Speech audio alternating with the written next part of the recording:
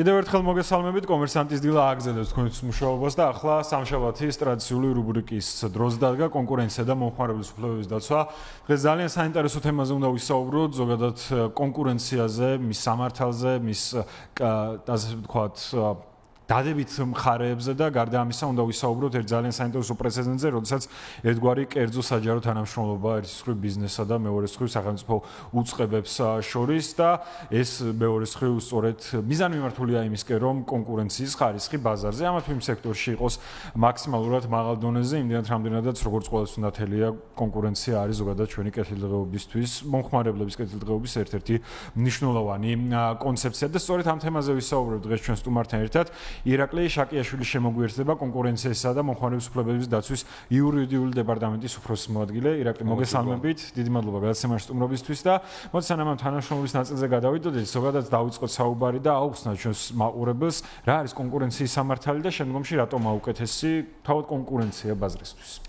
მოგესალმებით კიდევ ერთხელ, დიდი მადლობა მოწვევისთვის, მივესალმებით ჩვენს მსმენელებს. პირველ რიგში დავიწყებ იმით, რომ მადლობა, რომ ამ პლატფორმის საშუალებით მე და ჩემს ძალიან ბევრ კოლეგას საშუალება გვეძლევა, რომ ყოველკვირეულად ვისაუბროთ კონკურენციის პოლიტიკაზე, მომხმარებლის უფლებების დაცვაზე და ზოგადად თუნდაც ანტიდემპინგურ პოლიტიკაზე და მის სარგებელზე ყველასთვის ჩვენთვის.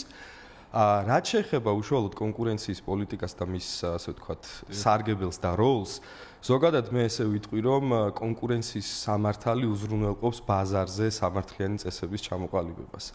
წარმოვიდგინოთ სიტუაცია, მაგალითად დღეს ყველა ჩვენგანის ცხოვრების განუყოფელი ნაწილი გახდა ეგრეთ წოდებული ხელოვნური ინტელექტი. მაგალითად არსებობს სხვადასხვა პლატფორმები, როგორიც არის ChatGPT, Gemini, DeepSeek და ასე შემდეგ, აღარ ჩამოვთვლი და ყოველდღიურად აი კონკურენციის და ჯანსაღი კონკურენციის შედეგად ყოველდღიურად, თითქმის ყოველდღიურად ეს კომპანიები ჩვენ გვთავაზობენ ახალ რაღაცა პლატფორმას, ახალ შესაძლებლობას, გაუმჯობესებულ მოდელს და ასე შემდეგ. ეხლა წარმოვიდგინოთ, რომ არ არსებობდეს ბაზარზე ჯანსაღი კონკურენცია და მაგალითად Google და ChatGPT შეთანხმდნენ რაღაც კონკრეტულ შევიდნენ ეგრეთ წოდებულ კარტელურ გარიგებაში და დააწესონ ერთიანი ფასი თავიანთ მომსახურებას. რა თქმა უნდა, ეს ყველაფერი ჩვენ მოგვანიჭებს, მოგვაყენებს უпростоრედ ძალიან დიდ ზარალს, როგორც საბოლოო მომხმარებელს. შესაბამისად, კონკურენციის სამართლისა და კონკურენციის პოლიტიკის მთავარი და საბოლოო მიზანი არის ისევ და ისევ მომხმარებლის კეთილდღეობის უზრუნველყოფა. კი ბატონო, თან მეორე მხრივ ავიღოთ იგივე კონკურენციაზე, როდესაც საუბრობთ,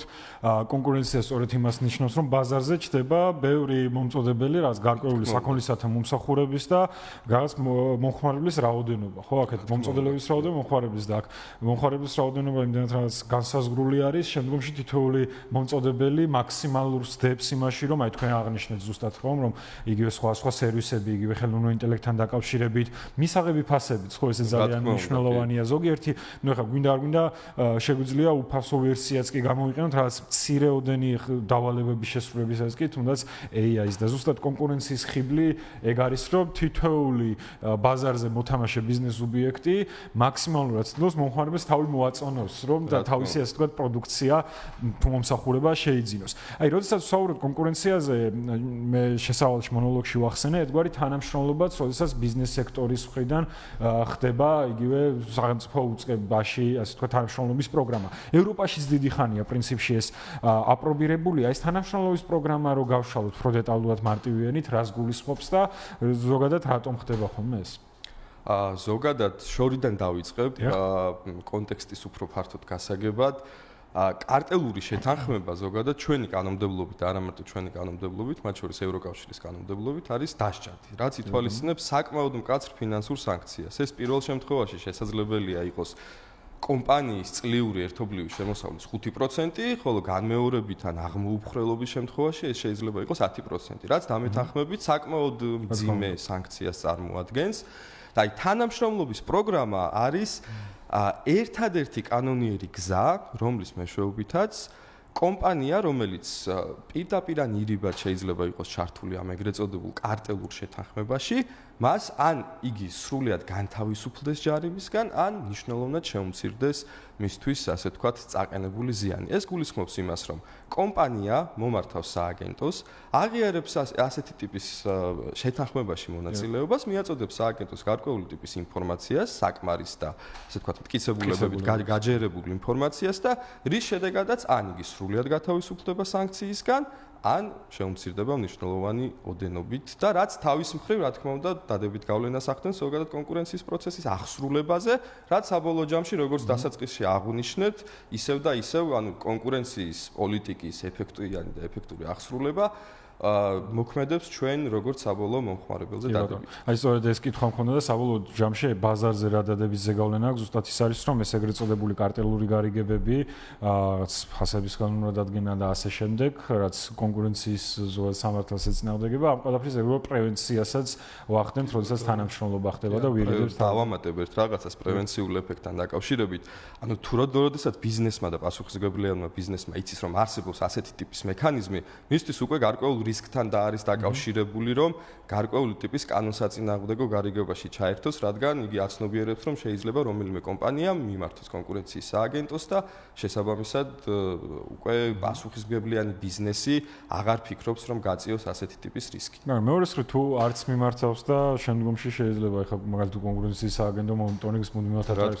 ხა ყველა ბაზრის შეიძლება არა, მაგრამ სადაც კი შეიმჩნევა იგივე საწოვის ბაზარი იყოს, სხვა სექტორში იყო ფარმაცია და ასე შემდეგ, ბუნებრივია რომ მაინც ხდება და გარკვეული ერთგვარი შეთანხმებების მაგალითიც მე მგონი ნახეთ რამდენიმე წლის წინ, როდესაც კონკურენციის სააგენტომ სოლიდურად დააჯარიმა იგივე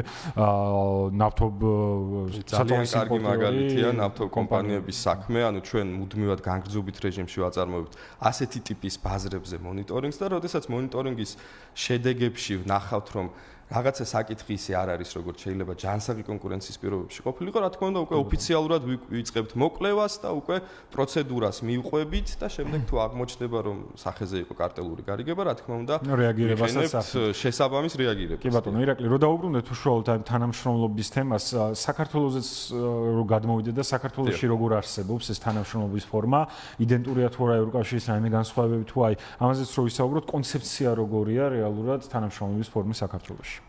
მარტივი პარალელი რომ გავავლოთ, აი ზოგადად გეტყვით რომ ევროკავშირი სადღაც 2000-იანი წლებიდან გამოიყენება და ჩვენთაც აი მას შემდეგ რაც აი 2014 წლიდან დაარსდა სააგენტო, მივიღეთ კონკურენციის შესახებ კანონმდებლობა, მუდმივად ჩვენმა კონკურენციის კანონმდებლობამ განიცადა რამდენიმე ძირითადი გაუმჯობესება და მათ შორის ეს ეხება როგორც რა თქმა უნდა არსებით და პროცედურულ ნორმებს, მათ შორის ეს ეხება ისეთ ინსტრუმენტებს, როგორიც არის თანამშრომლობის პროგრამა. ანუ ჩვენთან დღეს არსებული მოდელი შემიძლია ვთქვა დარწმუნებით რომ არის იდენტური საუკეთესო საერთაშორისო პრაქტიკისა, მათ შორის როგორიც ეს არის ევროკავშირის წევრ-ქვეყნებში. რაც ანუ ზოგადად კონცეფციას რაც შეეხება თანამშრომლობის პროგრამის, მთავარი აქ არის რამდენიმე ძირითადი საკითხი. პირველი, როგორც მე ვახსენე, რომ მან უნდა ისურვოს პროგრამაში მონაწილეობა და მეორე, მან სააგენტოს უნდა მიაწოდოს მტკიცებულებებით გაჯერებული ახალი ინფორმაცია, რომელიც სააგენტოს სხვა წყაროდან არ აქვს. კი ბატონო, აი პროტოკოლსაც აუცილებლად დეტალურად შევეხებით, მანამდე ასევე ერთი ჩაკითხვაც მინდა ზოგადად ეფექტთან დაკავშირებით და რას გულისხმობ, რომ რამდენად ესეთი თანამშრომლობა, რაც კონკურენციის სააგენტოსაც ჩვენთან აქვს, მათ შორის ევროპაში საპრობირებულია, შედეგის მომტანია იმ თვალსაზრისით, რომ თუნდაც აქტიურდება თუ არა კერძო სექტორი ამ თანამშრომლობის კუთხით, აი საერთაშორისო გამოცდილება როგორია ამ კუთხით, რამდენად აქტიურად თანამშრომლობს თუნდაც კერძო ბიზნესის სააგენტოებთან, ჩვენთან თუ ყოფილა მსგავსი პრეცედენტი მაგალითად. ევროკავშირში მას შემდეგ რაც როგორც გითხარით 2000-იანი წლებიდან ასე ვთქვათ შეიქმნა ესეთი ტიპის მექანიზმი, როდესაც საქმე ეხება კარტელურ გარიგებებს და მათ გამოძიებას,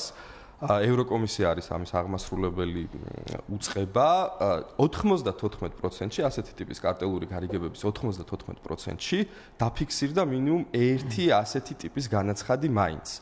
და ამის შედეგად თუ ესე სტატისტიკას უხეშად თვალს გადავავლებთ, დაახლოებით დაფიქსირებული განაცხადების 60-70%-ში მოხდა სანქციის ან შემსუბუქების ან მისგან განთავისუფლების გამოყენება. ვინ შეავსო ეს განაცხადი? კი, რა თქმა უნდა, ვინ შეავსო ეს განაცხადი და ვინც კომისიას მიაწოდა სწორი ინფორმაცია. რაც შეეხება საქართველოს ჩვენთან იმის გათვალისწინებით, რომ ზოგადად კონკურენციის პოლიტიკა, მომხმარებელთა უფლებების დაცვის პოლიტიკა მაინც შედარებით ახალგაზრდა სამართლებრივ ინსტიტუციას წარმოადგენს, ჯერ კიდევ ჩვენ სულ რაღაც 10-11 წელია რაც ჩვენთან არსებობს კონკურენციის პოლიტიკა. ცოტა რთულია საწყის ეტაპზე, რომ ბიზნესი დაინტერესდეს ასეთი ტიპის მექანიზმების გამოყენებით, თუმცა ჩვენ ყოველთვის ვცდილობთ, რომ სხვადასხვა ადვოკატირების საშუალებებით ბიზნესს მივაწოდოთ ეს ინფორმაცია, რაც ასე ვთქვათ, შეიძლება ითქვას, რომ მოქმედებს ასევე პრევენციულ ეფექტებს ახდენს გავლენას, როდესაც ბიზნესმა იცის, რომ არსებობს ასეთი ტიპის მექანიზმი, შეიძლება არ მოგმართოს, მაგრამ გარკვეულწილად რაღაც როლს თამაშობს ინფორმირებულია და პრევენციის კუთხითაც. კი, ამ რუბრიკაშიც მათ შორის ერთ-ერთი გზა სწორედ ინფორმაციის მიტანის არის ამ თემაზე აქ საუბარი მათ შორის. პროტოკოლზე მინდა კითხოთ, აი თქვენ ერთ ნაწილს შეეხეთ ვალდებულებასთან დაკავშირებით, როდესაც კომპანია განცხადებას აკეთებს თქვენთან დაკავშირებით და თქვენ გიკავშირდებათ განცხადებით თანამშრომლობის კუთხით, მას გარკვეული ვალდებულებების გააჩნია. და თქვენ ახსენეთ ვალდებულება, რომ მტკიცებულებები, შესაბამისი მტკიცებულებებიც მოგაწოდოთ. აი, უფრო გავშალოთ რეალურად ამ პროცესში, ამ თანამშრომლობის პროცესში, თავად იმ განცხადებელ კომპანიას რა ვალდებულებები აქვს, რომ მიყვეთ პროტოკოლს? კი ბატონო, თავიდან დავიწყებ. პირველ რიგში მან უნდა შეავსოს განაცხადი, რომელიც არის დამტკიცებული კანონით და კანონქვემდებარე აქტით და ამ განაცხადის მოძიება და მისი შევსება შესაძლებელია სააგენტოს ოფიციალურ ვებგვერდზე gcca.go.g. ამის შემდეგ აი ამ განაცხადში მიეთითება ის კონკრეტული ინფორმაცია, იმ პირების შესახებ ინფორმაცია, რომელიც იღებენ მონაწილეობას ასეთი ტიპის შეთანხმებაში და სხვა ყველა ის რელევანტური მტკიცებულება თუ ინფორმაცია, რაც სააგენტოსთვის არ უნდა იყოს ცნობილი და რაც სააგენტოს უნდა დაეხმაროს კარტელური ტიპის გარიგების გამოვლენისა და აღკვეთასთან დაკავშირებით. რა კიდე არსებობს რამდენიმე მნიშვნელოვანი წინაპირობა განაცხადის დაფიქსირების შემდეგ მან უნდა გააგრძელოს სააგენტოსთან თანამშრომლობა, მან არ უნდა გაასაჯაროოს, რომ იგი მონაწილეობს ასეთი ტიპის პროგრამაში და რაც მთავარია, ერთადერთი გამონაკლისი არსებობს, ისეთი პირი ვერ ისარგებლებს თანამშრომლობის პროგრამის სიკეთეებით, ესე რომ ვთქვათ, რომელმაც სხვა პირი აიძულა, რომ მიეღო კარტელურ გარიგებაში მონაწილეობა. კანონი აკეთებს მხოლოდ ერთადერთ გამონაკლისს. სავარაუდოდ თვითონ ისიც არ შემოიტანს განცხადებას, ხო ეს დაშვებაც მიგასაგებია. სხვა დანარჩენ შემთხვევაში,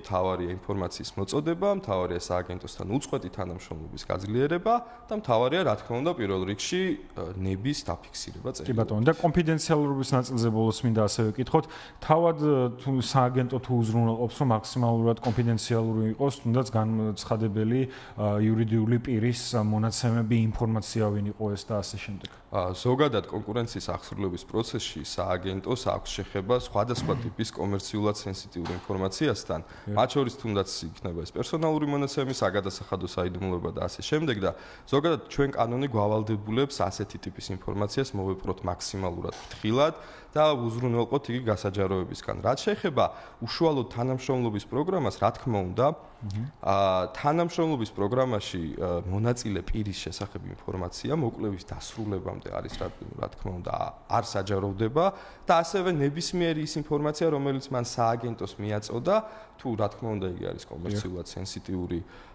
ინფორმაციის მქონე, რა თქმა უნდა დაცულია მისი საჯაროება. კი ბატონო, ძალიან დიდი მადლობა, მოკლედ ისე დეტალურად აღწერეთ ეს თანამშრომლობის ნაწილის და დარწმუნებული ვარ ბიზნეს სექტორის წარმომადგენლებიც დამატებით ინფორმაციას ამ თემასთან დაკავშირებით მიიღებენ. თქვენ სწორად აღნიშნეთ აბსოლუტურად, იმდენად რამდენადაც ახალია ეს მიმართულებები ჩვენთვის ზოგადად საქართველოსთვის, იგივე მომხმარების უფლებების დაცვაც რომ ავიღოთ ზოგადად ეს კონცეფციაც რამდენიმე წელია, რაც ესე აქტიურად ფიგურირებს და ბუნებრივია რომ მაქსიმალურად ყოველ კვირეულად მაინც დამატებით ბევრი ინფორმაციის მიწოდება ამ თემებზე და ცნობიერების ამაღლებაც ერთ-ერთი ძალიან ეფექტური და კარგი საშუალებაა მათ შორის აი აქედანაც სწორედ ამ მიმართულებით მუშაობთ. ირაკლი შაკიაშვილი იყო ჩვენი გადაცემის სტუმარი, კონკურენციის და მომხმარების უფლებების დაცვის იურიდიული დეპარტამენტის უფროსის მოადგილე და მოკლედ ამ რუბრიკას შემდეგ სამშაბათამდე ვებშვიდობებით.